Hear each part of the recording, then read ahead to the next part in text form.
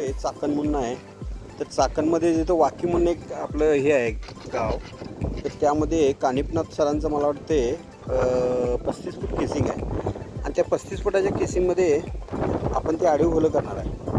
आडीव होलं का करायची, तर जेणेकरून बाहेरचं काही पर्क्युलेशनचं पाणी आतमध्ये यावं ह्या उद्देशानं आपण ती आडीव होलं करायची आहेत. तर आपण एक वरती डेमो दाखवतो आहे कसं होल पडतं आहे, त्या पद्धतीनं ती आपली होलं खाली पडतात. तर आपलं जे मशीन आहे ते SS lower bore casing machine, Pimpalgaon Khurd, taluka Kagal, जिल्हा कोल्हापूर. तर बघा आपण ते एक आडीव होलं मारते. आपलं जे मशीन आहे ते 1972 पासून चालू आहे, वडिलांच्यापासून.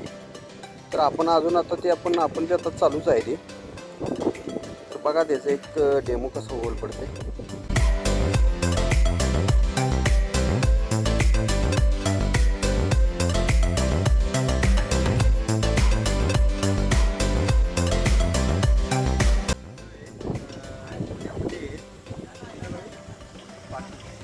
वाकी चाकणमध्ये तर साहेबांचं काहीतरी बंगल्याचं काम चालू आहे.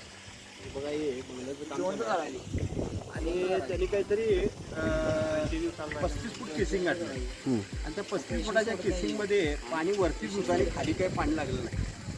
तर आपण त्याच्यासाठी आडीव होलं करण्यासाठी आलो आहे आपण कागल पिंपळगाव, जे कागल तालुका कोल्हापूर जिल्हा आणि आपलं हे पिंपळगाव खुर्द.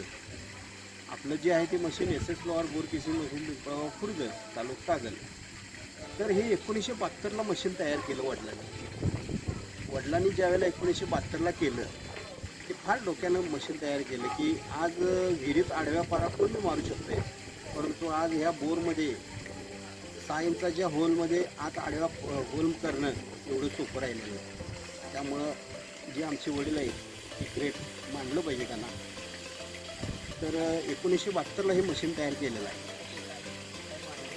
तर त्याचा आता वरती लाईव्ह डेमो, आम्ही काय असं हे बोगस असला प्रकार काय नाही, डायरेक्ट त्याचा रिपोर्ट तुम्हाला त्याचं लाईव्ह लगेच कळणार.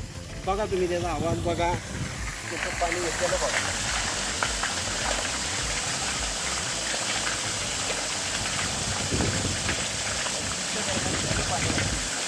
त्यांना लागलेलं होतं ते पाणी सकाळी आपल्याला चालू झालेलं आहे.